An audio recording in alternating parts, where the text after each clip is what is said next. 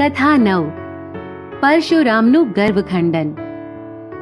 રામના સ્વયંવર વિજયના સુખદ સમાચાર રાજા દશરથને મોકલવામાં આવ્યા.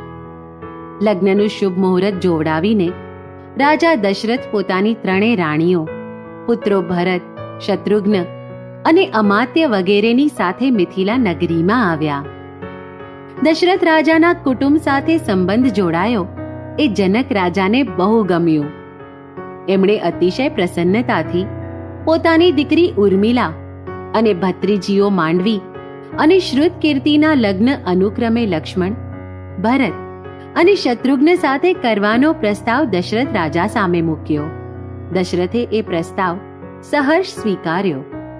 ખૂબ જ ઠાઠમાઠથી અને ધામધૂમથી 4 ભાઈઓના લગ્ન થયા. સર્વત્ર આનંદની લહેરો વહી રહી. સર્વે પુત્રો અને પુત્રવધુઓની સાથે દશરથ રાજા અયોધ્યા તરફ આવવા નીકળ્યા. સંપૂર્ણ વાતાવરણ આનંદસભર હતું. એટલામાં જ અધવચ્ચે એક વિઘ્ન ઊભું થયું. રામે સહજતાથી અને સરળતાથી શિવધનુષ્ય તોડ્યું એ સમાચાર પરશુરામને મળેલા. પરશુરામે જ આ ધનુષ્ય જનક રાજાને આપેલું. એ જ ધનુષ્ય રામે તોડી બતાવ્યું.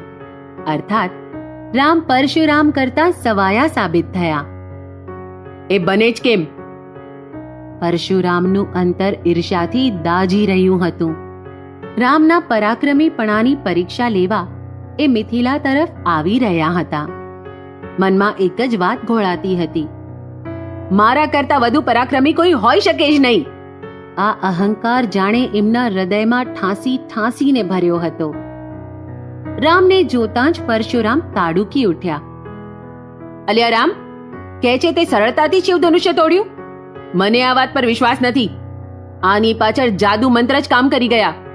અને જો તું ખરેખર શૂરવીર હો તો આ મારી પાસેના વૈષ્ણવ ધનુષ્ય પર બાણ ચડાવ, અને ના ચડાવી શકે તો મારી સાથે દ્વંદ્વ યુદ્ધ કરવા તૈયાર થઈ જા.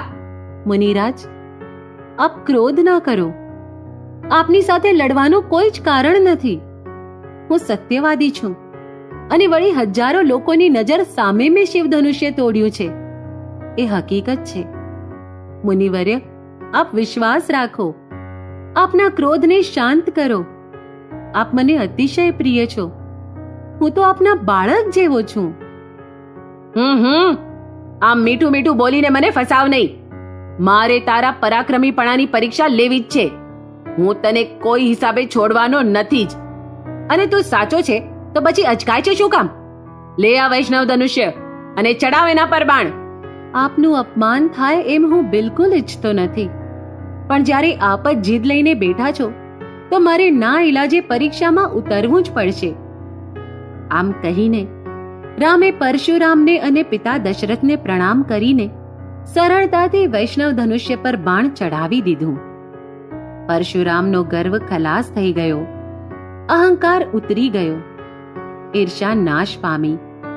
તેમણે વિશાળ હૃદયથી રામનું ચઢિયાતાપણું સ્વીકારી લીધું અને પોતે તપશ્ચર્યા કરવા નીકળી પડ્યા. દશરથ રાજા અને તેમની સાથેનો સમગ્ર રસાલો અયોધ્યા સુખરૂપ પહોંચ્યો. નવનીત. શૌર્ય ઢાંક્યું ઢંકાતું નથી, ક્યારે ને ક્યારે બહાર આવે જ છે. શૂરવીરતા અહંકારથી કલંકિત થાય છે.